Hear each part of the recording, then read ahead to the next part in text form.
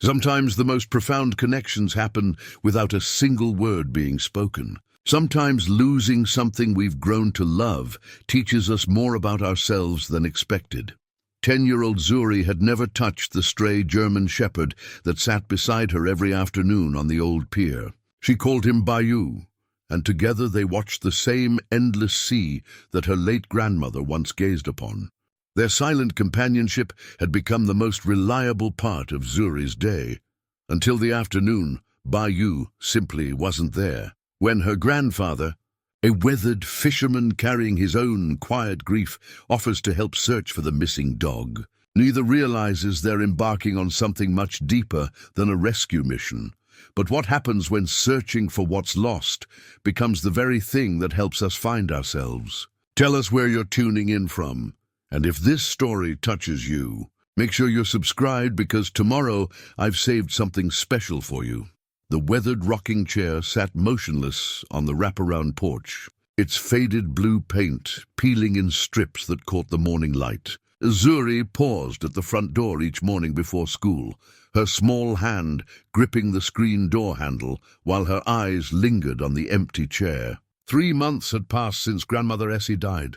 Yet the chair remained exactly where it had always been, positioned to catch the best view of the harbor and the old pier that stretched into the Atlantic like a gnarled finger, pointing toward infinite possibilities. Grandmother Essie used to rock in that chair every morning with her coffee, watching the fishing boats return with their overnight catches. She'd wave at the captains she knew by name, men who'd been working these waters since before Zuri was born.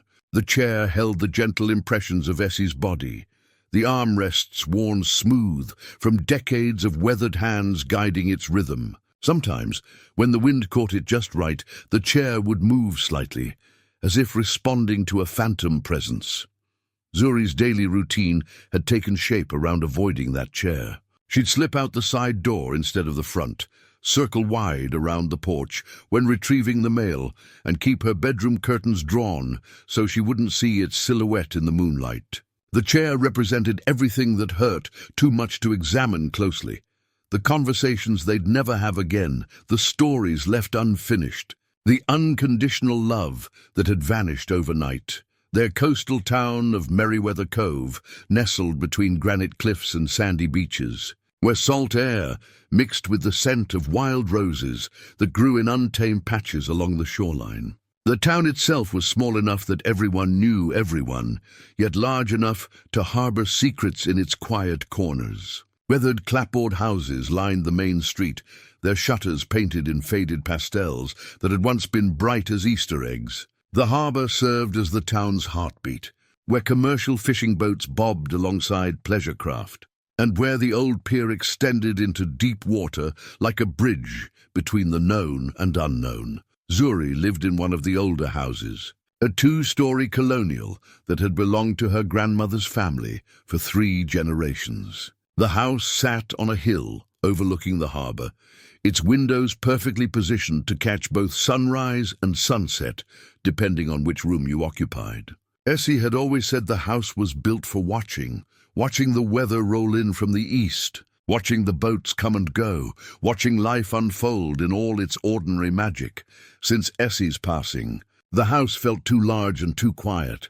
Zuri's grandfather Samuel moved through it like a ghost, his heavy footsteps echoing on the hardwood floors. He was a man of 65 who looked older, his face carved with lines that spoke of decades spent squinting into ocean wind and hauling nets heavy with the day's catch. His hands, massive and scarred from fishing line and weather, seemed too big for indoor tasks. He fumbled with coffee makers and struggled to braid Zuri's hair for school, his fingers more comfortable with rope and tackle than domestic tenderness. Samuel had been married to Essie for 42 years. They'd met when she was 19 and working at the harbor's bait shop, her laughter carrying across the docks as she teased the fishermen about their tall tales. Samuel had been immediately smitten by her quick wit and the way she could gut a fish faster than most men twice her size. Their courtship had been conducted in the spaces between his fishing trips, hurried conversations at dawn, long walks on the beach at sunset, Letters written on paper that smelled of salt and hope. After Essie's death, from a heart attack that came without warning, Samuel had retreated into himself like a hermit crab seeking shelter. He still went through the motions of daily life, making sure Zuri got to school, putting food on the table, paying the bills, but his spirit seemed to have followed his wife into whatever comes after this life. He spoke in single sentences when he spoke at all, and his eyes held a distance that made Zuri feel like she was looking at him through thick glass. Zuri understood grief in the way children do, not intellectually, but as a physical sensation that sat heavy in her chest and made ordinary things feel impossibly difficult. At 10 years old, she was caught between wanting to comfort her grandfather and needing comfort herself. She'd always been a thoughtful child, more inclined to observe than to demand attention. But Essie's death had made her even more introspective. School provided little respite from the sadness that permeated her home life. Zuri attended Merriweather Elementary, a brick building that had educated 3 generations of local children. Her teacher, Mrs. Henderson, was kind but overwhelmed with 28 students and a curriculum that left little room for addressing individual grief. Zuri's classmates were sympathetic in the way children can be, genuine but brief, their attention inevitably drawn back to playground politics and lunch trades. It was during the weeks following Essie's funeral that Zuri first noticed the German shepherd at the pier. She'd been walking home from school, taking the long route that led past the harbor because she wasn't ready to face the empty house and Samuel's hollow silence. The dog was sitting at the very end of the pier, motionless as a statue, staring out at the horizon where the sky met the sea in an unbroken line. The dog was beautiful in a weathered way, with a thick coat that ranged from golden brown to deep black, and intelligent brown eyes that seemed to hold their own stories of loss and longing. He wasn't particularly large for a German shepherd, but he carried himself with dignity, his posture alert, even in stillness. Someone had loved this dog once. That much was clear from his well-formed build and the absence of fear in his demeanor around humans. Zuri had approached cautiously that first day, uncertain whether the dog was friendly or simply tolerant of human presence. But as she drew closer, the dog had turned his head slightly in acknowledgement, then returned his gaze to the water. There was something about his stillness that invited companionship without demanding interaction. Zuri had sat down beside him on the weathered planks, leaving a respectful distance between them, and together they'd watched the sun sink toward the horizon.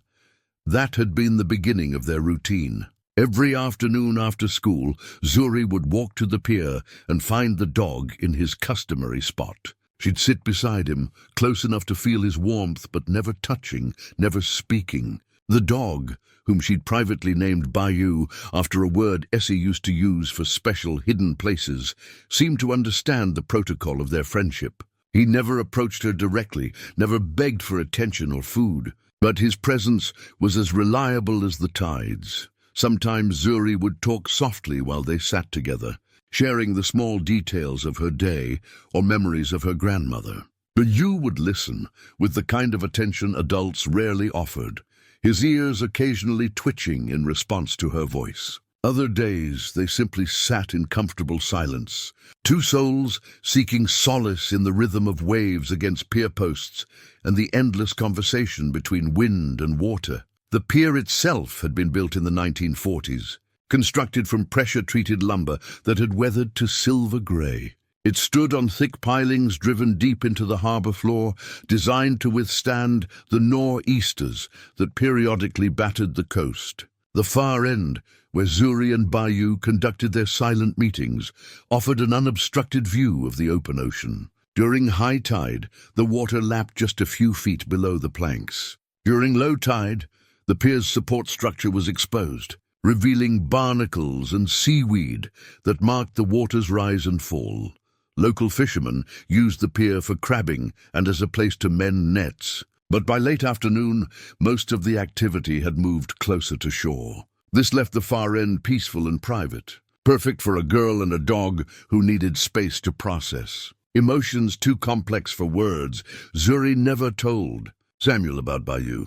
Something about their relationship felt too precious and fragile to share with the adult world.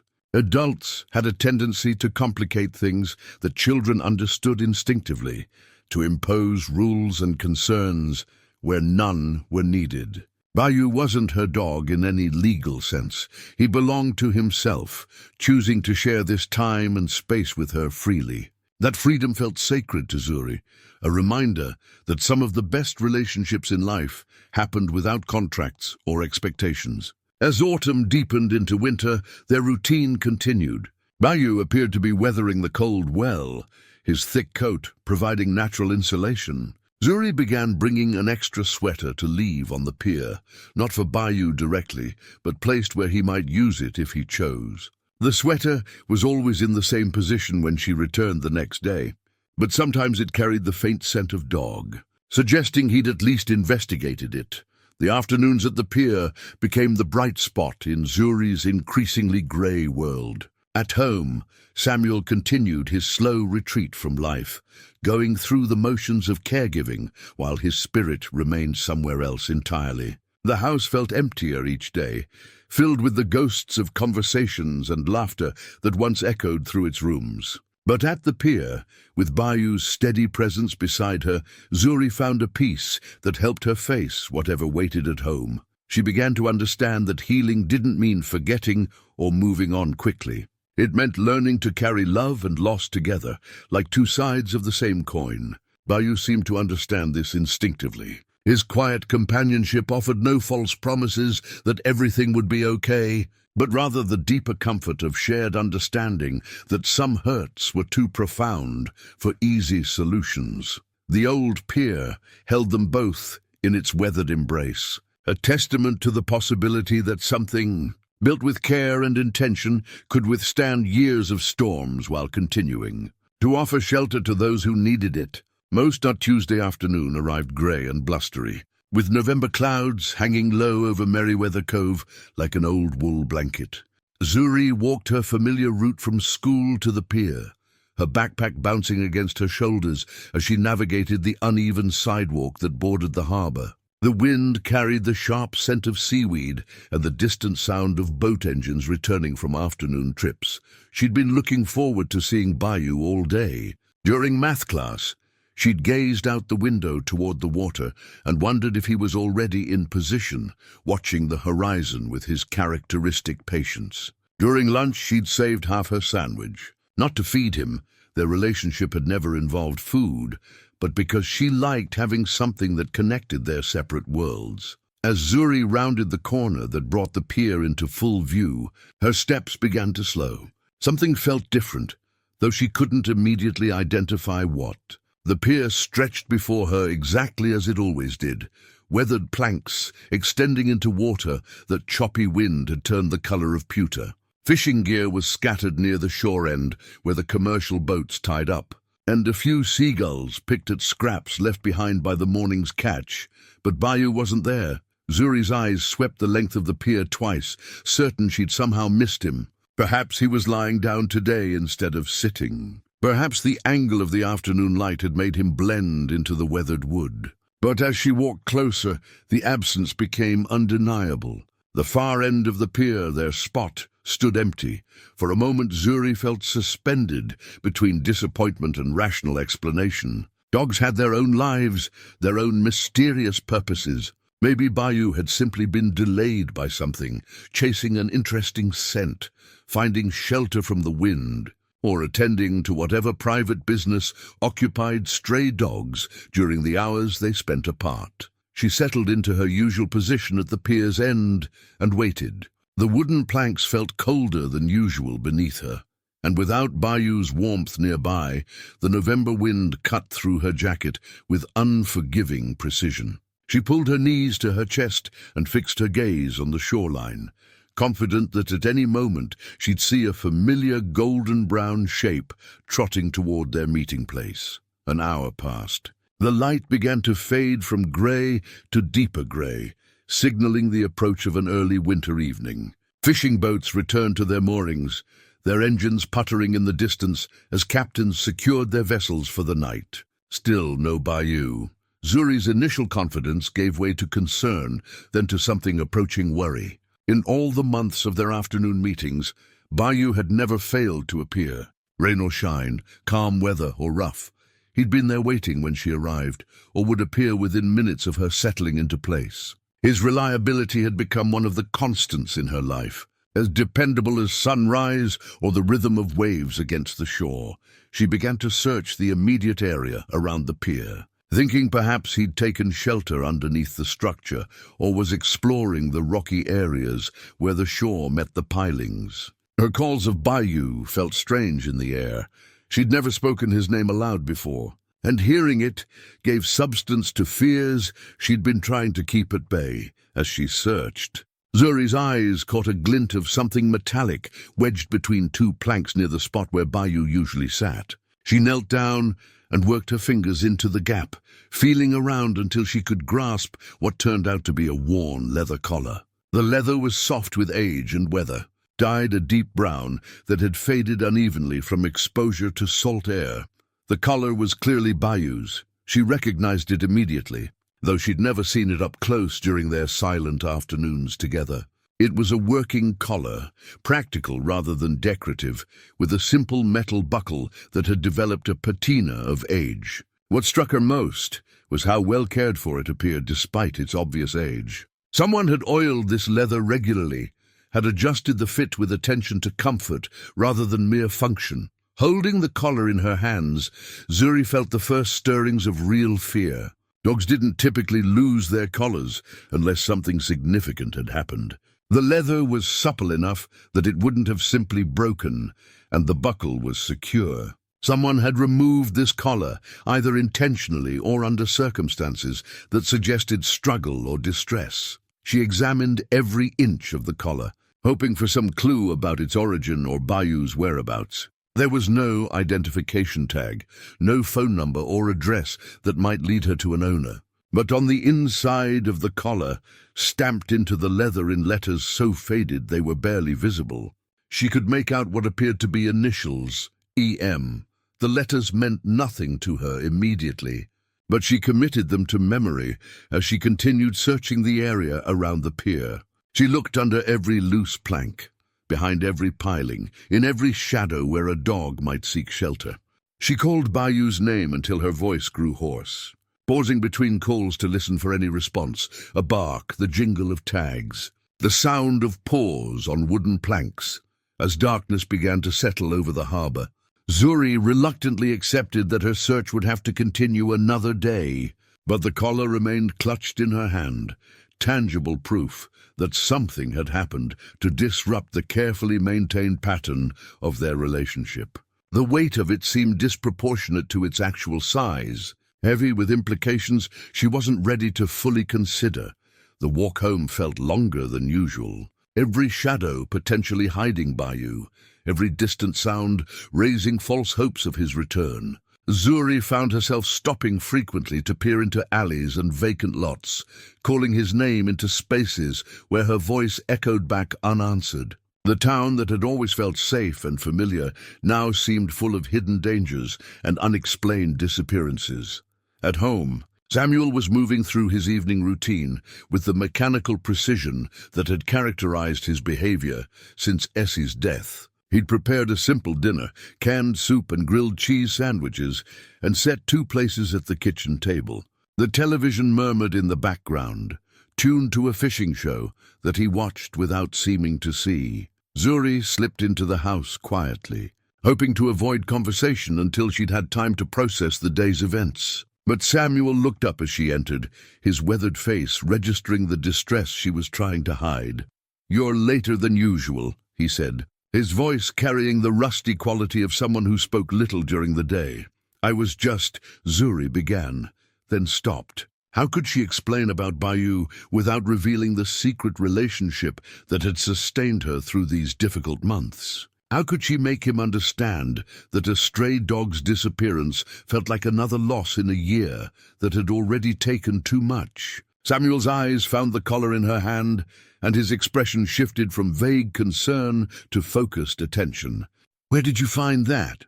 The question surprised her with its intensity. She'd expected him to ask what it was, not where she'd found it. The distinction suggested knowledge she hadn't anticipated. "At the pier," she said carefully. "There was a dog." She stopped again, uncertain how much to reveal. Samuel stood from the table and extended his hand. "May I see it?" Zuri hesitated before placing the collar in his palm. Samuel examined it with the careful attention he usually reserved for fishing equipment, turning it over and running his fingers along the leather. When he found the faded initials, his face went very still. "EM," he read aloud, his voice barely above a whisper. "Do you know what that means?" Zuri asked. Samuel was quiet for a long moment, his thumb tracing the letters as if trying to summon their owner from memory. When he finally looked at Zuri, she saw something in his eyes that hadn't been there since before Essie died. A spark of engagement, of connection to something beyond his own grief. "Maybe," he said. "Tell me about this dog." And so, standing in the kitchen that still smelled faintly of Essie's cooking, Zuri began to share the story she'd kept secret for months. She told Samuel about finding Bayou at the pier, about their silent afternoons together, about the comfort she'd found in his steady presence. She described his appearance, his gentle dignity, the way he seemed to understand her need for companionship without intrusion. Samuel listened without interruption, nodding occasionally as details resonated with something in his own experience. When she finished, he continued to hold the collar, his expression thoughtful. "This dog," he said finally. "You said he was a German shepherd, golden brown and black." "Yes," Zuri said. "Do you know him?" Samuel's response came slowly, as if he were weighing how much truth to share. "I might have seen him around town. Dogs like that, they usually belong to someone, even if they're not always at home." It wasn't a complete answer, but it was more conversation than she'd had with Samuel in weeks. Something about the collar, about her story, had reached through his grief in a way that direct attempts at communication hadn't managed. "Will you help me find him?" Zuri asked, the words emerging before she'd fully formed the thought. Samuel looked at her for a long moment, and she saw him struggling with something internal, the desire to retreat back into protective isolation, warring against recognition that his granddaughter needed him to be present in ways he'd forgotten how to manage. "Yes," he said finally.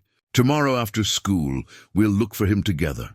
The promise hung between them like a bridge neither had expected to build, fragile but genuine. Outside, the wind rattled the windows and the harbor boats creaked against their moorings, but inside the kitchen, something had shifted. The search for Bayou had become their search, and for the first time since Essie's death, they had a shared purpose that extended beyond mere survival.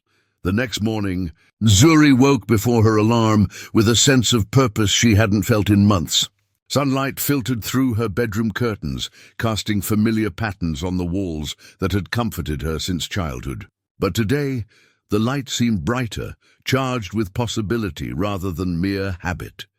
She dressed quickly and made her way to the kitchen, where Samuel was already nursing his first cup of coffee. The collar sat on the counter between them, a tangible reminder of their shared commitment. Samuel looked up as she entered, and she caught something in his expression that might have been anticipation. "I've been thinking about where to start," Zuri said. Settling into her chair with unusual confidence, Samuel nodded, encouraging her to continue. "I need to map out everywhere I've seen him," she said. "Not just at the pier, but all the other places around town." After breakfast, Zuri retrieved a notebook from her school supplies and sat at the kitchen table with colored pencils spread before her. The act of drawing had always helped her think, and now she applied that skill to the serious business of documentation. She began with the harbor, sketching the pier from memory and marking the exact spot where she and Bayou had spent their afternoons. But as she drew, other memories surfaced, glimpses of a golden-brown shape in her peripheral vision during walks through town, half-remembered sightings that had registered subconsciously before their formal introduction at the pier.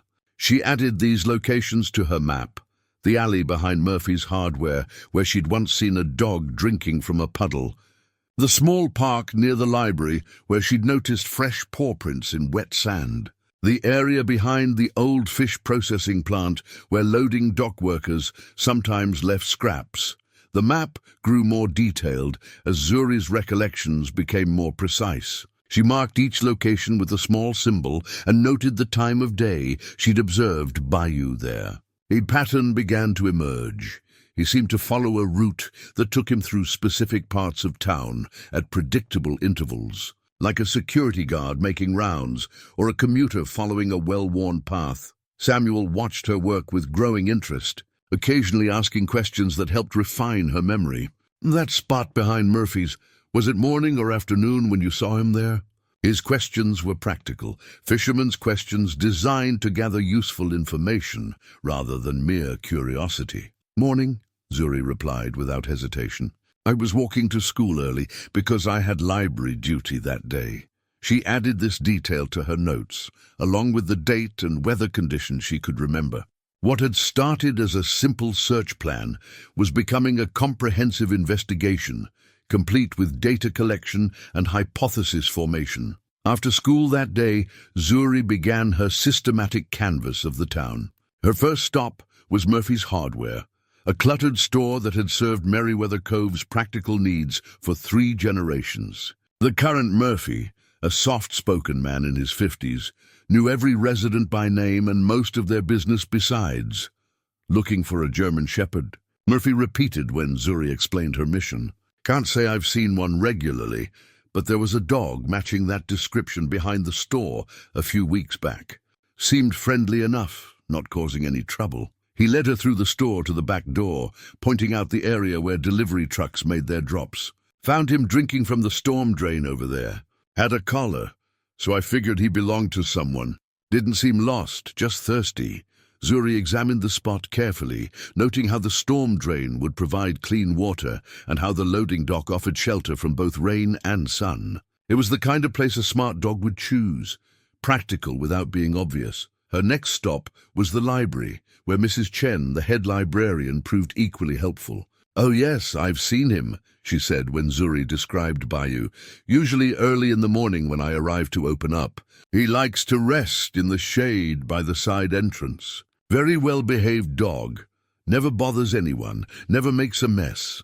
Mrs. Chen walked Zuri around to the side of the building, where a small overhang created a protected alcove. The area was clean, but showed signs of regular use, worn patches in the grass where a large dog might lie down, and the faint outline of a body-shaped depression in the soft earth. "He's been coming here for months," Mrs. Chen continued. "I always meant to check if he had an owner, but he seemed so content and well cared for that I assumed someone was looking after him." Each stop on Zuri's route yielded similar information. Bayou had been a regular presence throughout Merriweather Cove, visiting different locations at different times, but always maintaining a respectful distance from human activity. He never begged, never caused trouble, never seemed lost or distressed. Instead, he appeared to be following a purposeful routine that kept him fed, watered, and sheltered, while avoiding conflicts with authority figures who might question a stray dog's right to wander freely. At the fish processing plant, Zuri spoke with Tommy Rodriguez, a dock worker who'd been emptying trucks there for 15 years. "The dog? Sure, I know him. Smart as they come. Shows up right when we're cleaning fish. Knows exactly when the good scraps are available. Never pushy about it, though. Waits his turn like he's been trained." Tommy led her to the area behind the processing building, where workers cleaned their equipment at the end of each shift. "He'd sit right there," Tommy said, pointing to a spot that offered both a clear view of the work area and multiple escape routes. "Patient as anything. Sometimes I'd toss him a piece of fish, but mostly he just waited for what fell naturally." The pattern became clearer with each conversation. Bayou had integrated himself into the town's daily rhythm without disrupting it, finding resources and shelter while maintaining his independence. He was a ghost of sorts, present but not intrusive, meeting his needs through observation and patience rather than dependence or aggression. As afternoon faded toward evening, Zuri returned home with her notebook full of observations and her map dotted with confirmed sightings. She spread her materials across the kitchen table and began to analyze what she'd learned. The sightings clustered around three main areas: the harbour and pier, the central business district, and the residential area near the library. Each cluster offered different resources: food, water, shelter, or simple companionship. But there were gaps in the pattern, times and places where Bayou's whereabouts remained unknown. Samuel joined her at the table, studying her map with the focused attention he once reserved for navigation charts. "This is good work," he said, and Zuri felt a warmth that had nothing to do with his words and everything to do with the engagement behind them. "Look at this," she said, pointing to the spacing between locations. "He's not just wandering randomly. He's got a schedule, almost like he's making appointments." Samuel nodded slowly. "Dogs are creatures of habit, especially smart ones. They learn what works and stick with it." Together they studied the pattern, trying to identify where Bayou might have gone when he wasn't visible to the townspeople who'd grown accustomed to his presence. The map revealed several areas that remained unexplored: the old lighthouse road, the abandoned lot behind the tackle shop, the network of trails that wound through the woods above town. "Tomorrow we'll check these places," Samuel said, his finger tracing the unmarked sections of Zuri's map. It was the most hope Zuri had felt since discovering the empty pier. Somewhere in those unexplored spaces, she believed they'd find answers about Bayou's disappearance. And if they were lucky, they'd find Bayou himself. That night, she fell asleep with the map beside her pillow. Her dreams filled with images of a golden-brown dog, waiting patiently in places she had yet to discover. Samuel was waiting by the kitchen door when Zuri arrived home from school the next day, his weather-beaten jacket already zipped and a coiled rope slung over his shoulder. The sight of him prepared for outdoor work, engaged with something beyond the walls of their grief-filled house, made Zuri's heart lift in a way she'd almost forgotten was possible. "Ready?" he asked, and she noticed his voice carried more energy than it had in months. They started with the abandoned lot behind Henley's tackle shop, a weedy space that had once hosted a bait and supply business before the owner retired and moved to Florida. The lot was overgrown with beach grass and Rosa rugosa, creating natural hideouts where a dog might seek shelter from weather or simply enjoy privacy. Samuel moved through the space with the methodical patience of someone accustomed to searching for things that didn't want to be found. He'd brought along an old fishing net, explaining that it could be useful for pushing through thick brush, or if they found Bayou injured, for safely transporting him without causing additional harm.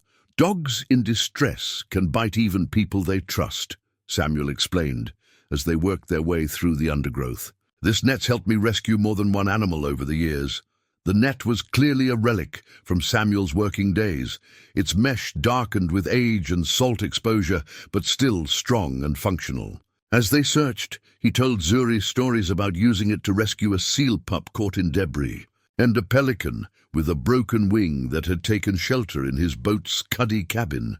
"Your grandmother always said I collected strays," Samuel said, pushing aside a tangle of beach roses with the net's handle.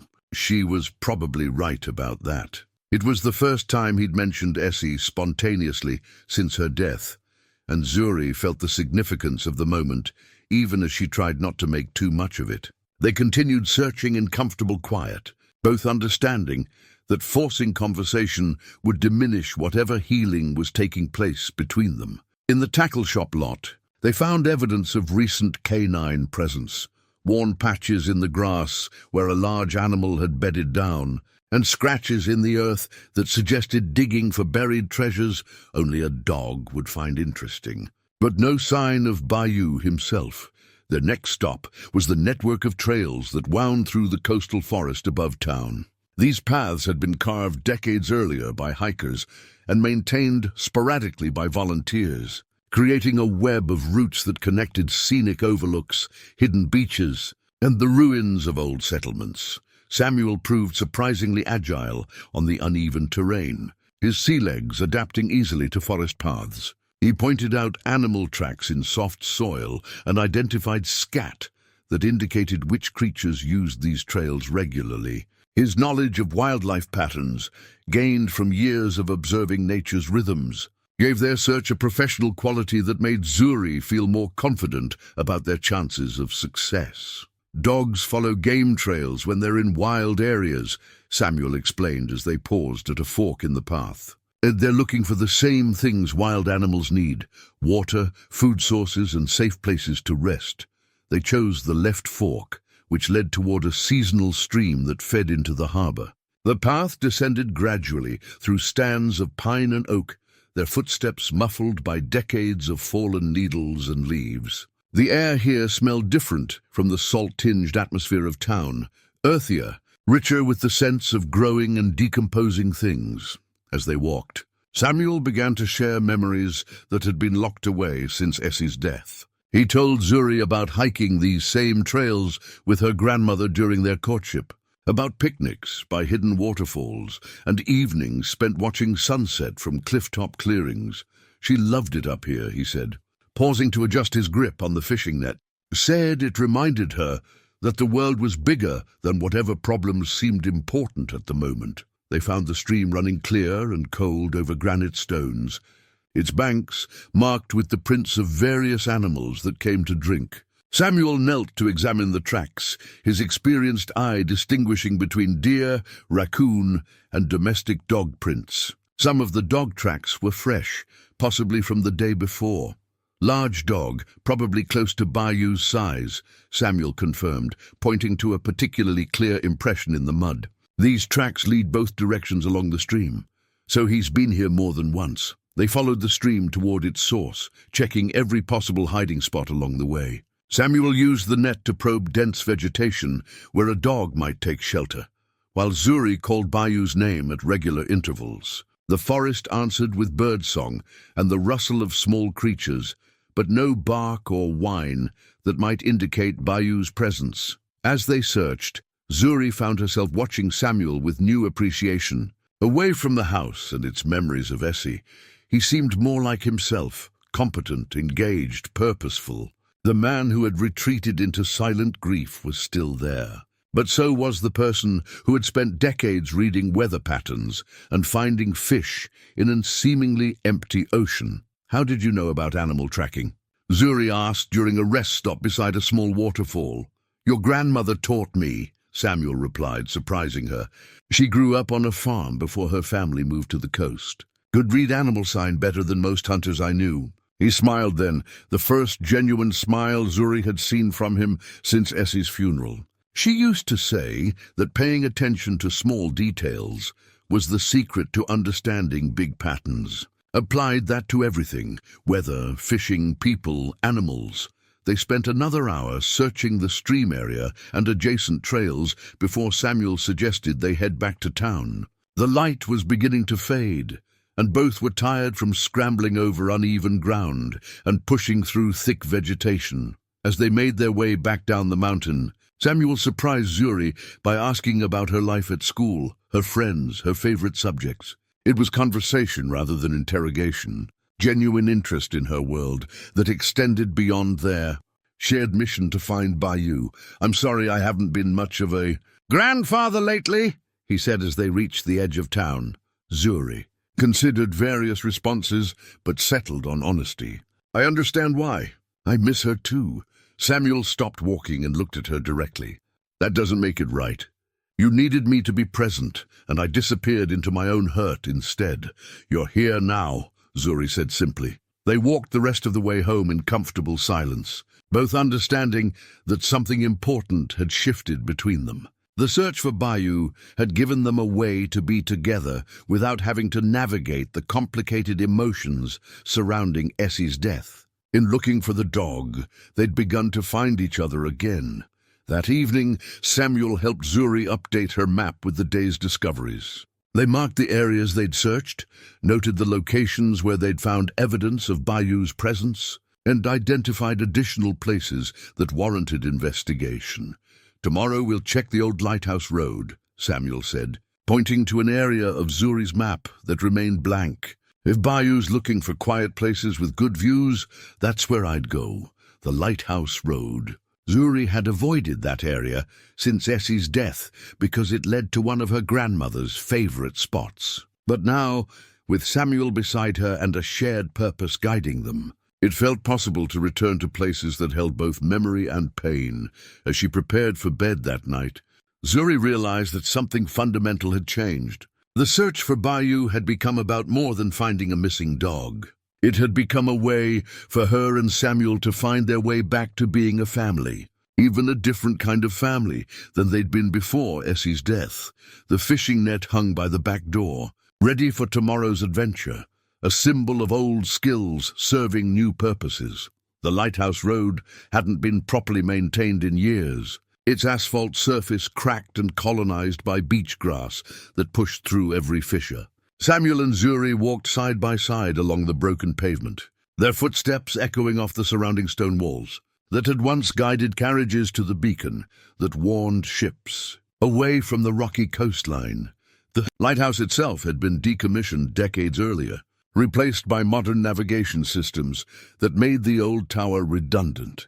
But the structure remained, its white-painted stones weathered to grey, and its lens room empty of the massive apparatus that once swept light across dangerous waters. "Your grandmother and I used to come here when we were courting," Samuel said as they approached the lighthouse grounds. "She said it was the most romantic spot on the coast because it had been built to guide people safely home." Zuri could see why Essie had loved this place. From the lighthouse's position on a granite promontory, the entire coastline spread out in both directions, with the town of Merriweather Cove nestled in its protected harbour below. The view encompassed everything that made this stretch of coast special: working fishing boats, bobbing at their moorings, pleasure craft heading out for afternoon sails, and the eternal conversation between waves and stone that had been going on since long before humans arrived to witness it. They circled the lighthouse building methodically, Samuel using his fishing net to probe the overgrown areas where maintenance had been abandoned to nature's reclamation project. The foundation was constructed of massive granite blocks that created natural caves and hidden nooks where a dog might seek shelter from weather or simply enjoy solitude. "Here," Zuri called, pointing to a depression in the grass behind the lighthouse where the ground showed signs of recent disturbance. The grass was flattened in an oval shape, approximately the size of a large dog, and nearby she found several strands of golden-brown fur caught on the rough bark of an old pine tree. Samuel examined the evidence with the same careful attention he'd given tracking signs along the stream. "He's been here recently," he confirmed, holding the fur up to catch the afternoon light. "This is definitely from a German shepherd, and the color matches your description." They spent the next hour searching every possible hiding place around the lighthouse complex. Samuel shared stories about the building's history, about the lighthouse keepers who had lived here with their families, tending the beacon through storms that could last for days. He told Zuri about the networks of people who had supported the lighthouse operation: fishermen who delivered supplies, townspeople who provided assistance during emergencies, children who played in these same grounds during calmer times. As they searched, Samuel's stories began to reveal a pattern that echoed their search for Bayou. The lighthouse had been sustained by a community of people who understood that some responsibilities, guiding travelers safely home, caring for those in distress, required collective effort rather than individual heroism. The lighthouse keepers were never alone up here, Samuel explained, as they investigated a shed that had once housed equipment. The whole community understood that keeping the light burning was everyone's responsibility. It was while searching the equipment shed that Samuel discovered something that stopped him in his tracks. In the corner of the building, protected from weather by the intact roof, sat an old wooden crate that he recognized immediately. "That's my tackle box," he said, his voice carrying surprise and confusion. "What's it doing here?" The box was one Samuel had lost months earlier, during the period immediately following Essie's death, when he'd been too overwhelmed by grief to keep track of practical matters. He'd assumed it had been left on someone's boat or misplaced at the harbour, written off as another casualty of his inability to focus on anything beyond basic survival. Inside the box, Beneath layers of fishing line and corroded hooks, Samuel found something that made him sit down heavily on an overturned bucket. It was a photograph, faded and water-stained, but still recognizable, showing a much younger version of Essie sitting on a beach with a German shepherd mix beside her. Zuri knelt beside her grandfather, studying the photograph with intense curiosity. The dog in the picture was clearly not Bayou. The coloring was different, and the photograph appeared to be decades old, but the resemblance was unmistakable. The same intelligent expression, the same dignified posture, the same sense of purposeful companionship that had characterized Bayou's relationship with Zuri. "Who was that dog?" Zuri asked softly. Samuel's hands trembled slightly as he held the photograph, and Zuri realized he was struggling with emotions that went far beyond simple nostalgia. When he finally spoke, his voice carried the weight of memories he'd kept buried for years. "His name was Captain," Samuel said. "He belonged to Essie before we were married. She found him as a stray, much like you found Bayou, and he became her constant companion." Samuel turned the photograph over, revealing handwriting in Essie's careful script. "Captain and me, summer 1962. He taught me that love doesn't require ownership." The words hit both Samuel and Zuri with unexpected force. Here was evidence of a pattern that stretched back generations. Essie's connection to stray dogs, her understanding that some relationships transcended conventional definitions of possession or control. "What happened to Captain?" Zuri asked. "He lived with us for almost 15 years, Samuel replied. "Essie always said he was the one who taught her how to love without trying to change what she loved.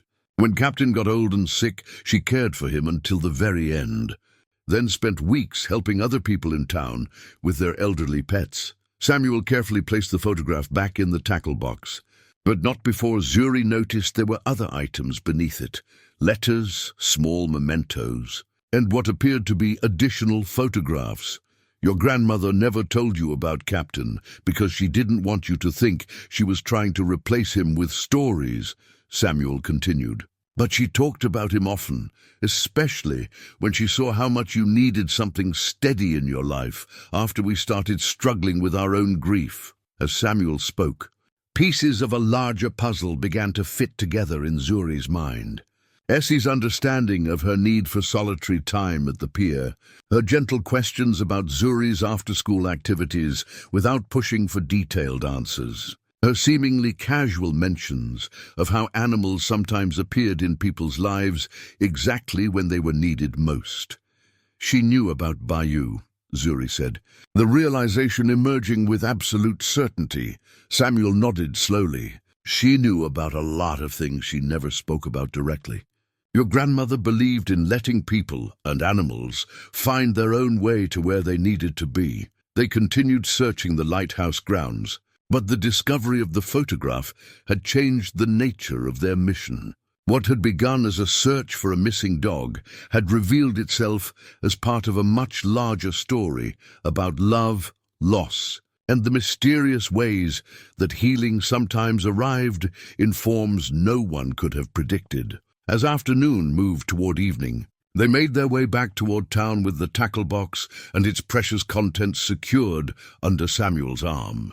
The photograph had opened a door to conversations about Essie that neither had felt ready to have, but which now seemed not just possible, but necessary. "Tell me more about Captain," Zuri said as they walked along the broken lighthouse road. And Samuel, for the first time since Essie's death, began to share stories that celebrated her life rather than mourning her absence. He told Zuri about Essie's gift for understanding animals, about her informal network of people who cared for strays and wounded wildlife, about her belief that every creature deserved patience and respect regardless of its circumstances. By the time they reached home, Zuri understood that finding Bayou was important not just for her own peace of mind, but as a way of honoring a tradition of compassion that stretched back through her family's history. Essie's love for Captain had been the beginning of something that had ultimately led to Zuri's connection with Bayou, and now to this search that was healing wounds she hadn't even known existed. That evening, Samuel spread the contents of the recovered tackle box across the kitchen table like an archaeologist examining artifacts from a lost civilization. Beside the photograph of Essie and Captain, there were ticket stubs from movies they'd seen during their courtship, pressed flowers from their wedding bouquet, and a small, leather-bound book that Zuri didn't recognize. "What's that one?" she asked, pointing to the book. Samuel picked it up carefully, his weathered fingers tracing the worn cover. "I'm not sure. I don't remember putting this in the tackle box." The book appeared to be quite old, its leather binding darkened, with age and salt exposure. When Samuel opened it, they discovered it was a logbook, filled with entries written in various hands spanning several decades. The first page bore an inscription: "Merriweather Light Station, Keeper's Log and Animal Rescue Record." "This must have belonged to one of the lighthouse keepers," Samuel said, his voice filled with wonder. "But how did it end up in my tackle box?" They began reading the entries chronologically, discovering a detailed record not just of lighthouse operations, but of the various animals that had been rescued or cared for by the lighthouse keepers over the years. The entries painted a picture of the lighthouse as more than just a navigation aid. It had served as an unofficial wildlife rescue station, staffed by people who understood that their responsibility extended beyond maintaining the beacon. The earliest entries, dating back to the 1940s, described rescues of seabirds injured in storms, seal pups separated from their mothers, and occasionally dogs or cats that had become lost in the coastal wilderness. Each entry included careful notes about the animal's condition, the care provided, and the eventual outcome of the rescue effort. "Look at this one," Zuri said, pointing to an entry from 1963. "July 15th, found German Shepherd mix. Approximately 2 years old, excellent condition, but wearing no identification. Dog appears well socialized and healthy. Will provide temporary care while seeking owner." The entry was signed E. Morrison, and suddenly the initials EM on Bayou's collar took on new significance. Samuel turned several pages and found additional entries in the same handwriting, all documenting E. Morrison's efforts to care for various animals that found their way to the lighthouse. "Morrison," Samuel said slowly. "I remember him." Edmund Morrison was the last lighthouse keeper before they automated the beacon. He lived up there alone for almost 20 years. As they continued reading, a pattern emerged that was startlingly familiar. Morrison had developed relationships with several strayed dogs over the years, providing food and shelter without attempting to claim ownership. His entries described these relationships with the same gentle respect that had characterized Zuri's connection with Bayou. August 3rd, 1963. The shepherd continues his daily visits. He arrives each morning at sunrise, stays until mid-afternoon, then departs for unknown destination. I've taken to calling him Compass, as he seems to have an unerring sense of direction. He accepts food and water, but maintains his independence. I respect his choice. The entries about Compass continued for months, chronicling a relationship built on mutual respect and understanding. Morrison never attempted to confine the dog or impose human schedules on his visits. Instead, he simply provided a safe haven where Compass could rest and refresh himself during whatever journey he was making. "This is exactly like your relationship with Bayou," Samuel observed, looking up from the logbook. "The same kind of respectful distance, the same understanding that love doesn't require possession." Zuri nodded, feeling a deep connection to this lighthouse keeper she'd never met. Morrison had understood something important about the nature of relationships with wild or semi-wild creatures, that sometimes the greatest gift you could offer was simply reliable presence without demand. As they read deeper into the logbook, they discovered that Morrison's animal rescue work had not been a solitary effort. Names appeared repeatedly throughout the entries: townspeople who helped transport injured animals, veterinarians who provided medical care, and families who offered permanent homes for creatures that needed them. June 12, 1965. Essie Thornton stopped by today with medical supplies donated by Dr. Peterson. She's organizing a network of volunteers to help with animal rescues. Remarkable young woman understands instinctively that this work requires community effort rather than individual heroism. Samuel's breath caught as he read his late wife's maiden name in Morrison's careful handwriting. Here was evidence of Essie's involvement in animal rescue work that predated even her relationship with Captain, suggesting that her connection to stray and wounded creatures had been a lifelong calling, rather than a temporary interest. Additional entries revealed the scope of Essie's involvement in what had become an informal but highly effective animal rescue network. Morrison documented her efforts to coordinate medical care, find foster homes, and educate townspeople about wildlife conservation. The lighthouse had served as headquarters for these efforts, with Morrison maintaining detailed records of every animal helped and every person involved. "Your grandmother never told me about this," Samuel said, his voice filled with amazement and something that might have been pride. "I knew she loved animals, but I had no idea she'd been organizing rescue efforts since she was a teenager." The logbook entries painted a picture of Essie that was both familiar and surprising.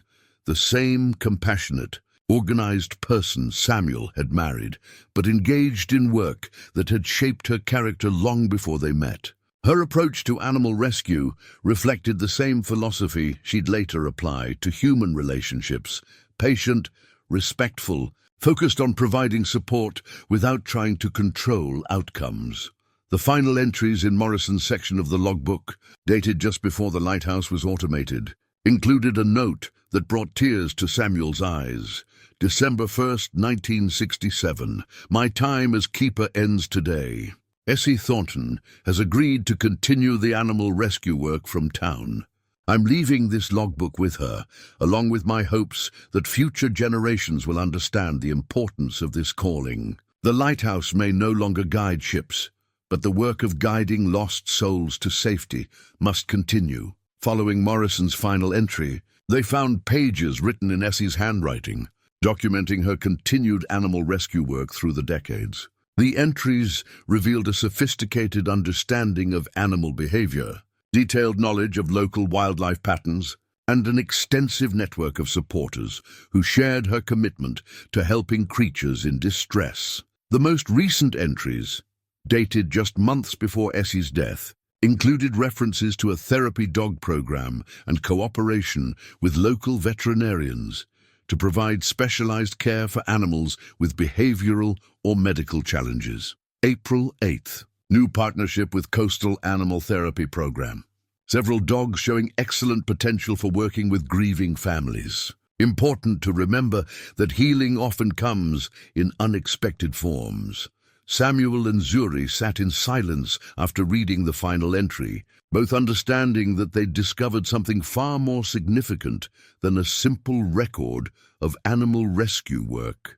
The logbook revealed a tradition of compassion that had been passed down through generations, connecting Morrison's lighthouse work to Essie's lifetime of animal advocacy to Zuri's relationship with Bayou. "She planned this," Zuri said finally, her voice filled with awe rather than sadness. "Somehow she arranged for Bayou to be at the pier when I needed him." Samuel nodded, his eyes bright with tears that carried joy as well as grief. "Your grandmother always said that love finds a way to continue itself, even after death. I think she meant something like this." They carefully returned the logbook to the tackle box, understanding that they were now custodians of a history that extended far beyond their own family's story. Tomorrow they would continue searching for Bayou, but tonight they had found something equally important: evidence of a legacy of compassion that connected them to generations, of people who had understood that caring for creatures in distress was not just an individual responsibility, but a community calling, armed with new purpose from their discovery of the lighthouse keeper's logbook. Samuel and Zuri decided to pursue a more systematic approach to finding Bayou. The entries about Essie's work with the Coastal Animal Therapy Program suggested that professional animal care networks might have information about dogs in the area. "We should start with Dr. Peterson's clinic, Samuel suggested over breakfast. If there's an organized therapy dog program around here, they'd be the most likely to know about it. Dr. Peterson's veterinary clinic occupied a converted Victorian house on the outskirts of town, its wraparound porch decorated with painted signs, advertising services for both domestic pets and wildlife rescue. As they approached the building, Zuri felt her hopes rising. This felt like the kind of place where someone would keep careful records about animals like Bayou, the receptionist, a middle-aged woman named Gloria, who'd been managing the clinic's front desk for over a decade, recognized Samuel immediately. "Samuel Morrison! I haven't seen you since—" She stopped herself, her expression softening with sympathy. "I'm so sorry for your loss. Essie was a treasure." "Thank you," Samuel replied. "Actually, we're here about a dog. We're hoping you might have some information about a German shepherd that's been around town." Gloria's expression became more alert. "What kind of information are you looking for?" Zuri stepped forward, pulling Bayou's collar from her jacket pocket. "We found this at the pier. There's a dog that's been missing for several days, and we're trying to figure out where he belongs." The moment Gloria saw the collar, her demeanor changed completely. "Oh my goodness," she said, reaching for her phone. "Dr. Peterson needs to see this immediately." Within minutes, Dr. Peterson emerged from an examination room, his usually calm expression showing clear concern. He was a man in his 60s who moved with the deliberate care of someone accustomed to working with frightened animals. But today his urgency was unmistakable. "Where did you find this?" he asked, examining the collar with professional attention. "At the old pier," Zuri replied. "Do you know the dog it belongs to?" Dr. Peterson looked at Samuel, then back at Zuri, his expression suggesting he was weighing how much to reveal. "This collar belongs to a very special dog. His name is actually Baxter, and he's part of our therapy animal program." The name hit Zuri like a physical blow. Bayou, her Bayou, was not just a stray dog seeking companionship at the pier. He was Baxter, a working animal with official duties and a professional identity she'd never suspected. "Therapy animal?" Samuel asked, his voice reflecting the same confusion Zuri felt. Dr. Peterson gestured for them to follow him into his office, where the walls were covered with certificates, photographs of successful animal rescues, and a large map marking locations throughout the coastal region. "Baxter was one of our most successful therapy dogs. He'd been working with grieving families for almost 3 years. The veterinarian pulled a thick file from his cabinet, its contents representing years of careful documentation about Baxter's training, health, and work assignments. He was specially trained to provide comfort to people dealing with loss. His handler retired last year, and we transitioned him to independent work with families who needed longer-term support." As Dr. Peterson spread Baxter's records across his desk, Zuri felt her understanding of the past months completely reshape itself. Every afternoon at the pier, every moment of silent companionship, every instance of comfort she'd derived from his presence, it had all been part of his job. Baxter hadn't been seeking companionship. He'd been providing it. "Independent work?" Samuel asked. "Some therapy dogs are trained to work without constant human supervision," Dr. Peterson explained. "They're assigned to families or individuals who need ongoing support, and they develop their own routines for providing comfort." Baxter was exceptional at this kind of work. He had an intuitive understanding of what people needed and when they needed it. The veterinarian turned several pages in the file, revealing photographs of Baxter with various families, detailed behavioral assessments, and medical records spanning his entire career. In every photograph, he displayed the same gentle dignity that had characterized his time with Zuri, the same patient attention to human emotional needs. "Here," Dr. Peterson said, pointing to an entry dated just after Essie's death. Baxter was assigned to provide support for a grieving family in Meriwether Cove, a grandfather and granddaughter who'd lost their wife and grandmother. Zuri stared at the entry, which included her own name and Samuel's, along with a detailed assessment of their emotional needs and Baxter's recommended approach to providing support. Someone had been watching them, evaluating their grief, and dispatching professional help in the form of a dog who would appear exactly when and where Zuri needed him most. "Who made this assignment?" Samuel asked, his voice tight with emotion Zuri couldn't quite identify. Dr. Peterson hesitated before answering. "The referral came through our community liaison program. Someone who knew your family well contacted us about your situation." "Essie," Zuri whispered, the pieces finally clicking into place. "Your grandmother had been working with our therapy program for several years," Dr. Peterson confirmed. "She helped identify families who might benefit from animal-assisted grief counseling. Her final request was that we provide ongoing support for her family after her death." The room fell silent as the full implications of this revelation settled over them. Essie had not only known about Zuri's need for comfort, she'd arranged for that comfort to be provided by a professional therapy dog trained specifically for grief counseling.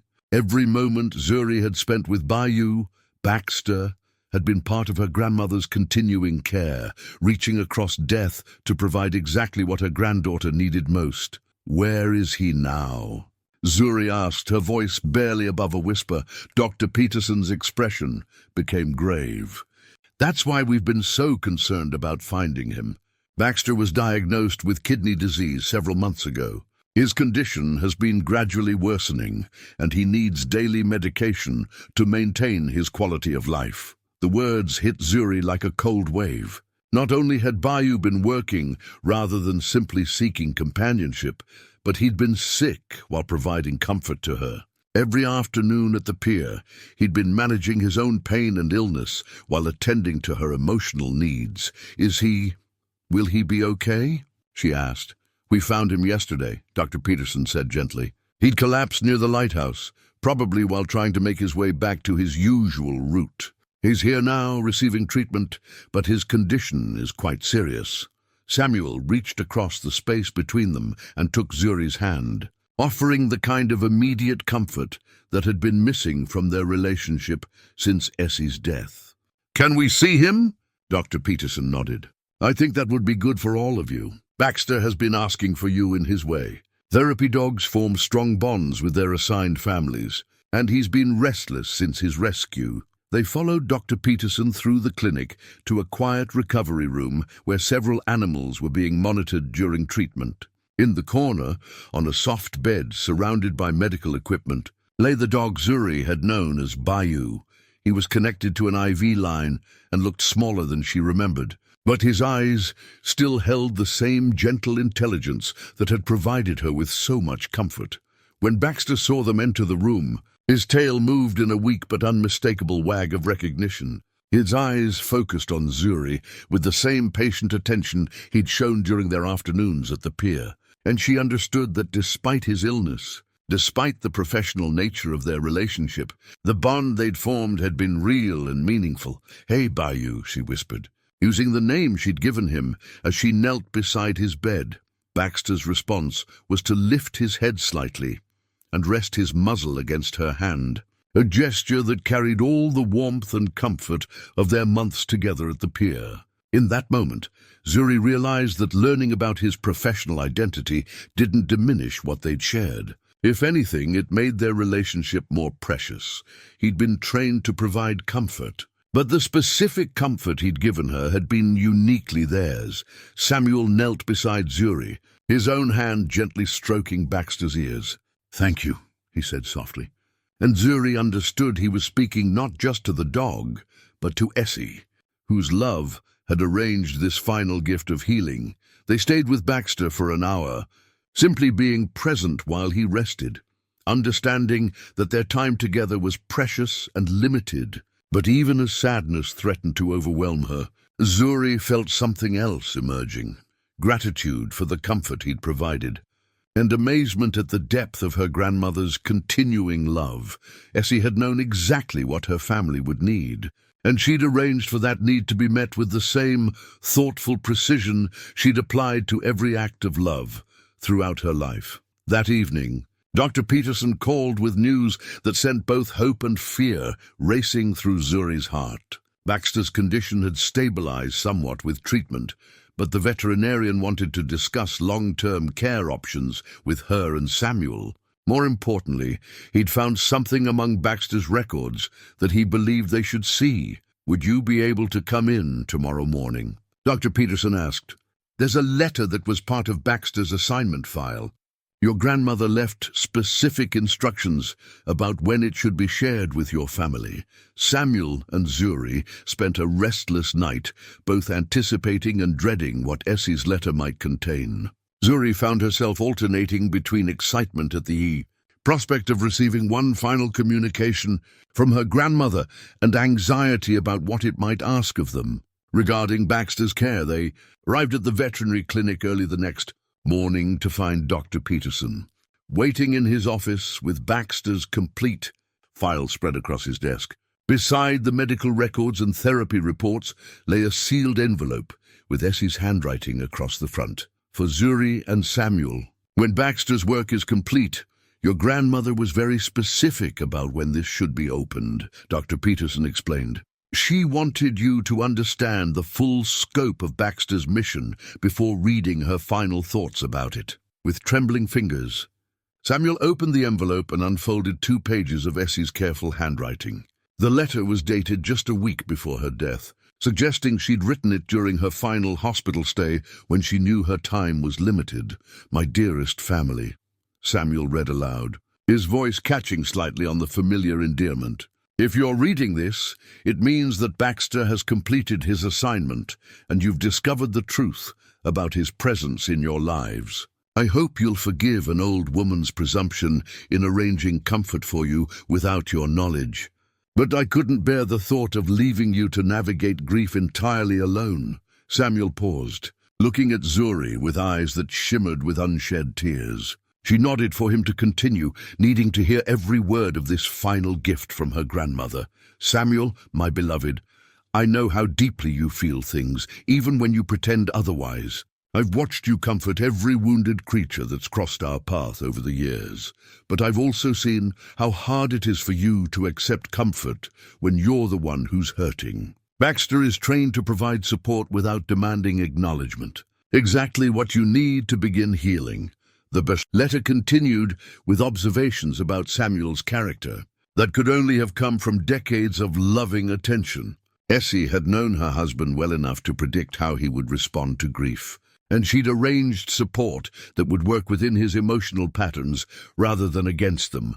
Zuri, sweet granddaughter, you have your grandfather's tender heart and your grandmother's practical wisdom. I've seen how you process difficult emotions by seeking quiet places where you can think without interference. The Pier was always my favorite spot for working through complicated feelings, and I suspected it would become yours as well. Baxter knows how to provide companionship without intrusion, the perfect friend for someone who needs to heal at her own pace. Reading these words, Zuri felt Essie's presence so strongly that she almost looked around the room, expecting to see her grandmother sitting in the corner with her familiar, gentle smile. The letter demonstrated an understanding of Zuri's inner life that was both comforting and astounding. I want you both to know that Baxter's work with your family has been the culmination of everything I've learned about helping people through difficult times. He represents 40 years of animal rescue work, decades of observing what helps and what hinders the healing process, and all my love for the family I'm leaving behind. Samuel's voice grew stronger as he read, as if Essie's words were providing him with the same comfort they were offering Zuri. The letter continued with practical information about Baxter's training, his medical needs, and the support network that had been established to care for him. Baxter is 8 years old now, which means he has several good years ahead of him if his health remains stable. However, he's also earned retirement from active therapy work. The decision about his future care belongs to you as his final assigned family. You may choose to keep him as a family pet, find him another loving home, or continue his therapy work with other families who need his special gifts. Dr. Peterson looked up from the letter with a gentle expression. Your grandmother was very thoughtful about not imposing obligations along with the gift she was providing.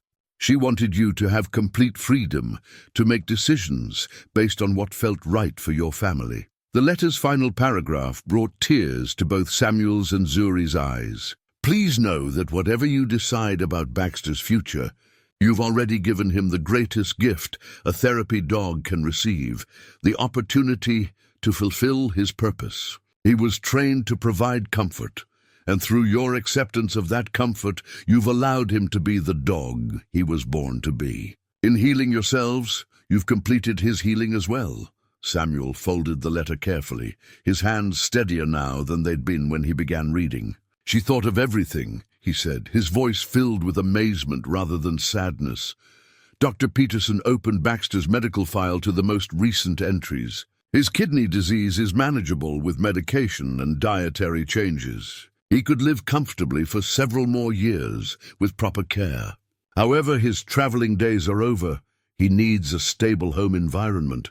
Now, they spent the next hour discussing the practical aspects of caring for an aging therapy. Dr. Peterson explained the medication schedule, dietary requirements, and exercise limitations that would be necessary to maintain Baxter's health. He also described the emotional transition that often occurred when therapy dogs moved from active work to retirement. Some dogs struggle with the change, he explained. They're accustomed to having a job, to feeling useful. Baxter might need time to adjust to being just a family pet. He'll never be just anything, Zuri said firmly. He's family now. Samuel looked at his granddaughter with surprise and pride. The decisive tone in her voice was new, a sign of the strength she'd developed during their search for Baxter and their discovery of Essie's continued care. After their meeting with Dr. Peterson, Samuel and Zuri walked to the pier where their story with Baxter had begun. The afternoon was clear and cold, with November wind carrying the scent of approaching winter. They sat in their familiar spot at the end of the weathered structure, but this time they faced each other instead of looking out at the horizon. "What do you think?" Samuel asked. "Are we ready to take care of a sick dog?" Zuri considered the question seriously, understanding that her answer would affect not just her own life, but Samuel's as well. Caring for Baxter would mean daily medications, regular veterinary visits, and the eventual heartbreak of losing another family member. "I think," she said slowly, "that grandmother knew we needed something to take care of together, something that would give us a reason to talk to each other every day." Samuel nodded, recognizing the wisdom in her observation. Taking care of Baxter would mean learning to take care of each other too. They sat in comfortable silence, watching fishing boats return to the harbor as afternoon faded toward evening. The pier held different memories now, not just of solitary grief, but of shared purpose and family healing. Baxter's presence had transformed this space from a refuge of isolation into a bridge connecting past and future. "There's something else," Zuri said, her voice carrying new confidence. "I want to learn about grandmother's animal rescue work. Maybe we could continue it in our own way." Samuel looked at her with surprise that quickly transformed into approval. "That would mean a lot of responsibility. Rescue work is harder than people realize. We've got the lighthouse keeper's logbook," Zuri replied. "And we know Dr. Peterson, and now we understand how much good one dog can do for a family that needs help." As they walked home from the pier, Samuel felt something shifting inside him that he hadn't experienced since Essie's death. Anticipation for the future rather than simply endurance of the present. The prospect of caring for Baxter, of working together with Zuri to continue Essie's legacy of animal rescue, offered purpose beyond mere survival. That evening, they called Dr. Peterson to arrange Baxter's homecoming. The veterinarian was delighted by their decision and promised to provide all the support they'd need during the transition. He also mentioned that several other families in the region were waiting for therapy dog assignments. Hint that their future involvement in animal rescue work would be welcomed. As Zuri prepared for bed that night, she realized that finding Baxter had led to much more than solving the mystery of a missing dog. It had led to finding her grandfather again, to discovering a family legacy of compassion, and to understanding that love could continue its work even after death. Tomorrow they would bring Baxter home, beginning a new chapter in their family's story that honored both the past and embraced the future.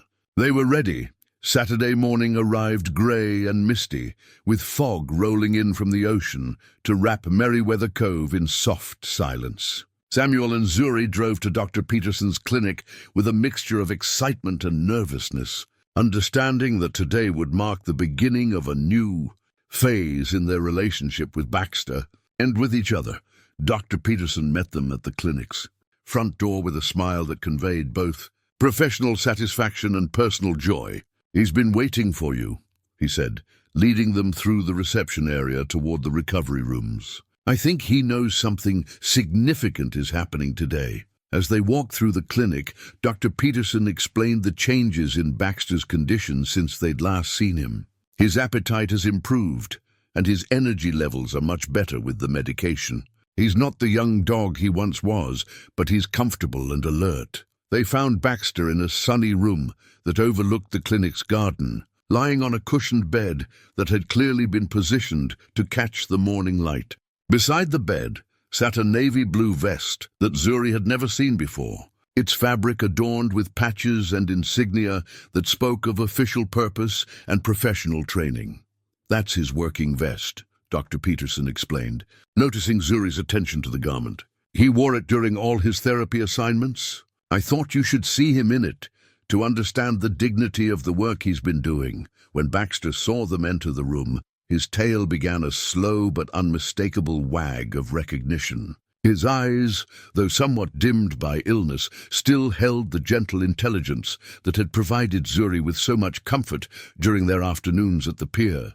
He lifted his head as they approached, and Zuri could see that he was genuinely pleased to see them. Dr. Peterson carefully helped Baxter into his therapy vest, adjusting the straps with practiced hands while speaking to him in the calm, encouraging tones used with working animals. The transformation was remarkable. Wearing the vest, Baxter carried himself with renewed dignity, his posture straightening despite his illness. "This vest represents 3 years of service," Dr. Peterson said, his voice filled with respect. "Baxter has worked with over 40 families during that time, helping people through some of the most difficult periods of their lives." The vest bore several patches that told the story of Baxter's training and service. One identified him as a certified therapy dog, another indicated his specialization in grief counseling, and a third marked his graduation from advanced behavioral training. Looking at these credentials, Zuri felt a new understanding of the relationship they'd shared at the pier. "He wasn't just keeping me company," she said, her voice filled with wonder. "He was doing his job." "Yes and no," Dr. Peterson replied thoughtfully. "Therapy dogs are trained to provide comfort, but they can't be programmed to care about specific individuals. The bond Baxter formed with your family was real, even though it began as a professional assignment." Samuel knelt beside Baxter's bed and extended his hand for the dog to sniff. Baxter's response was immediate and warm. He pressed his muzzle into Samuel's palm and held it there, a gesture that conveyed both greeting and blessing. "I never thanked him properly," Samuel said, his voice rough with emotion. "All those months when I was drowning in grief, he was working to help us both heal." Dr. Peterson smiled. "Therapy dogs don't work for thanks. They work because they understand, somehow, that helping others helps themselves. Baxter found his purpose in your family's healing." They spent an hour with Baxter, taking turns sitting beside his bed and simply being present with him. Wearing his therapy vest, he seemed more alert and engaged than he had during their previous visit, as if the familiar garment reminded him of his professional identity and the importance of his work. "He's ready to come home," Dr. Peterson said finally. "His medication is stabilized, and I think the change of environment will be good for him. But remember, he's retiring from active therapy work. From now on, he'll just be your family dog."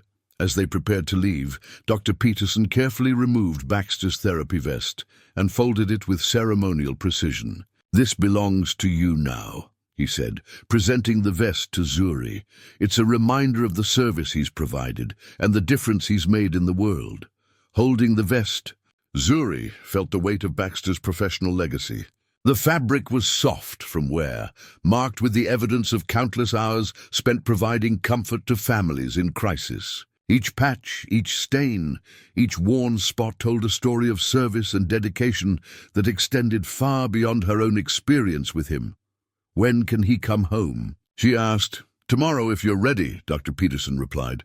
"I'll send along enough medication for the first month, and we'll schedule regular checkups to monitor his condition." That afternoon, Samuel and Zuri spent time preparing their house for Baxter's arrival. They set up a comfortable bed in the living room where he could watch family activities while resting, arranged his food and water bowls in the kitchen, and cleared space in the mudroom for his leash and the precious therapy vest. As they worked, they talked about the changes that bringing Baxter home would require: daily medication schedules, modified exercise routines, and the eventual need to say goodbye when his illness progressed too far. But underneath these practical concerns was a deeper understanding. They were ready to be a family again, complete with the responsibilities and joys that family life required. That evening, Zuri folded Baxter's therapy vest and placed it carefully in her dresser drawer. She understood that they weren't just gaining a pet. They were gaining a family member whose presence would honor both their past with Essie and their future together. Baxter came home on a Sunday morning that dawned clear and bright, with December sunlight streaming through the windows of the house that had felt empty for so long. Samuel and Zuri had prepared everything carefully, his bed positioned where he could see both the harbor and the family activities, his medication schedule posted on the refrigerator, and his therapy vest hanging in the front closet like a badge of honor. For 3 weeks, Baxter brought a gentle energy to their home that neither Samuel nor Zuri had expected. Despite his illness, he maintained his dignity and grace, moving slowly but purposefully through the house, as if conducting a final inspection of the family he'd been assigned to help. His presence changed their daily rhythms in subtle but profound ways. Morning medication became a quiet ritual that brought Samuel and Zuri together in the kitchen before Zuri left for school. Baxter would wait patiently while Samuel prepared his pills, then accept them with the same professional cooperation he'd shown during his therapy work. These moments created space for conversation that hadn't existed before. Discussions about school, about Samuel's plans for the day, about memories of Essie that no longer felt too painful to share. Evenings found all 3 of them in the living room, Baxter resting on his bed while Samuel worked on small projects and Zuri completed homework. The dog's presence made silence comfortable rather than oppressive, and gradually they began sharing stories: Samuel's memories of his fishing days, Zuri's observations about her classmates, and increasingly, warm recollections of Essie that celebrated her life rather than mourning her absence. But on a quiet Thursday evening in late December, Baxter's condition began to change. He refused his dinner, something that had never happened before, and seemed disoriented when trying to navigate from his bed to the back door. Dr. Peterson called immediately, arrived within the hour, and conducted a thorough examination, while Samuel and Zuri waited anxiously. "His kidneys are failing more rapidly than we expected," Dr. Peterson said gently. "I can increase his pain medication to keep him comfortable, but the progression is irreversible now." The words settled over them like a heavy blanket, bringing both clarity and sorrow. They'd known this moment would come, but knowing didn't make it easier to accept. "How long?" Samuel asked, his voice steady despite the emotion behind it. "Days, perhaps a week," Dr. Peterson replied. "But he's not suffering. When therapy dogs reach this stage, they often seem to find peace in knowing their work is complete." That night, Samuel and Zuri took turns sitting with Baxter, neither wanting him to be alone during what might be his final hours. They talked to him quietly, sharing memories of their time together and expressing gratitude for the healing he'd provided. Baxter listened with the same patient attention he'd always shown, his eyes alert despite his failing body. During the quiet hours before dawn, Samuel found himself working on something he hadn't touched in years, a piece of driftwood he'd been saving for a special project. With careful strokes of his carving knife, he began shaping the weathered wood into the likeness of a dog. his hands remembering skills learned from his own grandfather decades earlier. Zuri discovered him in the kitchen as sunrise painted the harbor gold, surrounded by wood shavings and completely absorbed in his work. The carving was unmistakably Baxter, not a perfect reproduction, but a loving interpretation that captured his gentle dignity and patient spirit. "It's beautiful," Zuri whispered, not wanting to wake Baxter, who was sleeping peacefully in the next room. "It's for you," Samuel said, his weathered hands making final adjustments to the carving. "So you'll always remember what he gave us on Friday afternoon." As December light faded early toward winter darkness, Baxter's breathing became labored. Dr. Peterson returned and confirmed what they already knew. It was time to let him go. Peacefully, they gathered around Baxter's bed as Dr. Peterson prepared the injection that would end his pain. Zuri held the carved wooden dog in one hand and stroked Baxter's head with the other, while Samuel kept one steady hand on the dog's flank, feeling the rhythm of his breathing slow and finally stop. "He was a good dog," Dr. Peterson said softly. "One of the finest therapy animals I've ever worked with." Samuel and Zuri sat with Baxter for a long time after Dr. Peterson left, neither wanting to rush this final goodbye. The house felt different now, not empty as it had after Essie's death, but filled with the peace that comes when something difficult has been completed with love and dignity. That evening, Samuel finished the wooden carving by lamplight, adding small details that brought Baxter's memory into sharp focus. When he presented it to Zuri, she understood that she was receiving more than a simple memento. She was holding a symbol of the love that had connected 3 generations of her family. To the animals they'd cared for. "This represents all of them," Samuel said. "Captain Baxter and all the other creatures your grandmother helped over the years."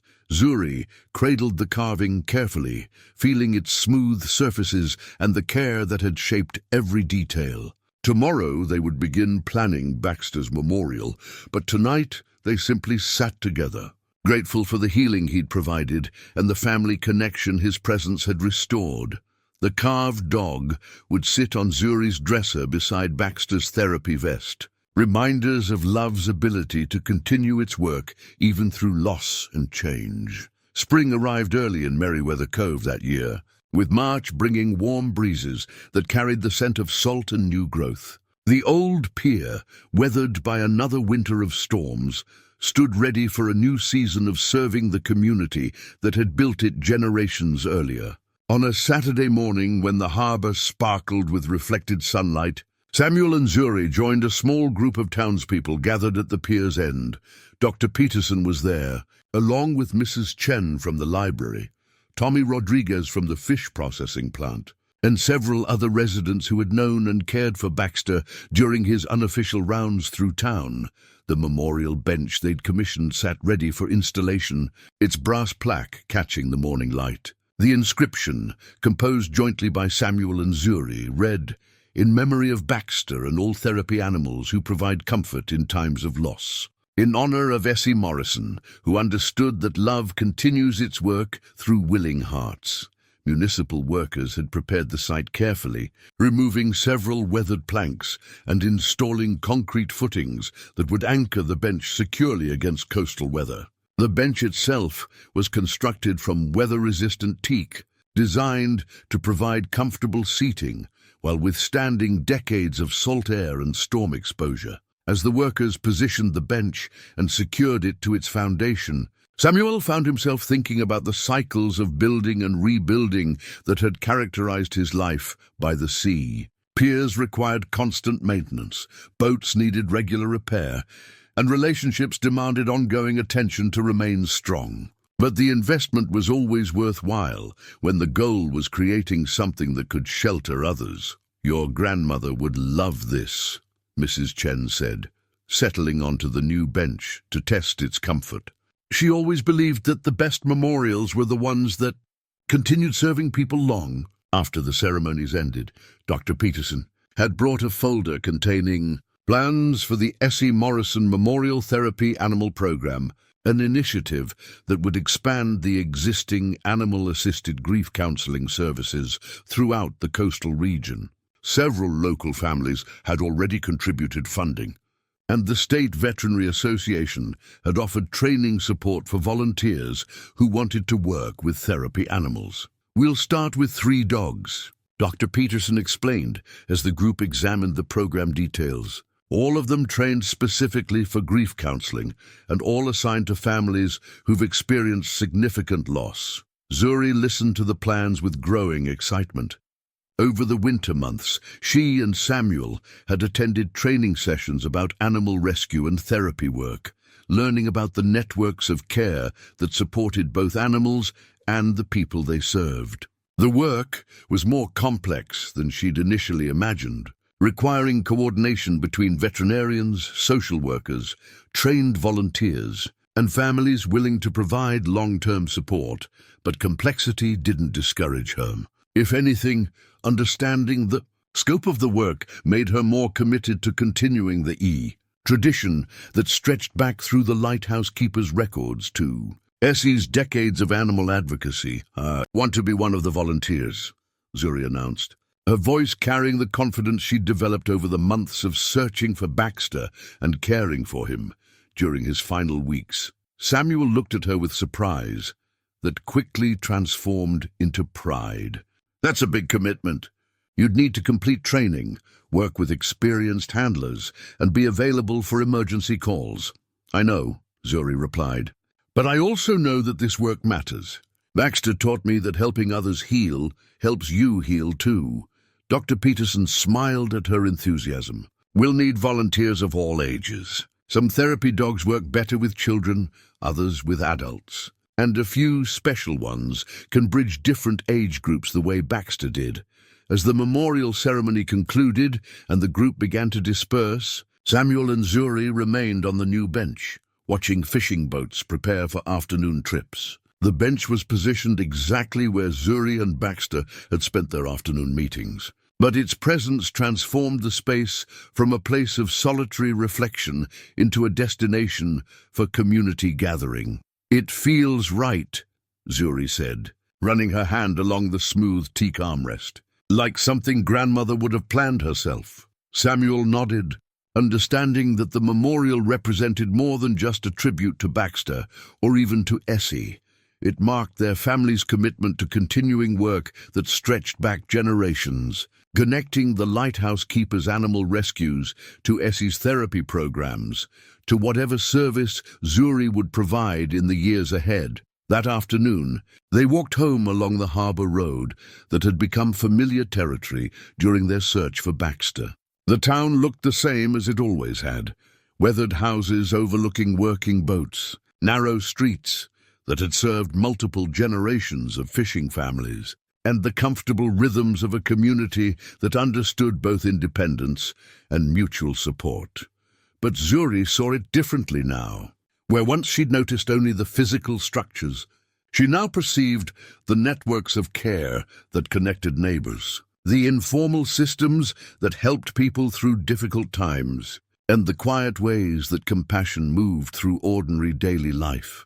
The carved wooden dog sat on her dresser at home, positioned where morning light would illuminate its carefully shaped features. Beside it, Baxter's therapy vest hung on a special hook Samuel had installed, ready for the day when another dog might need it for similar work.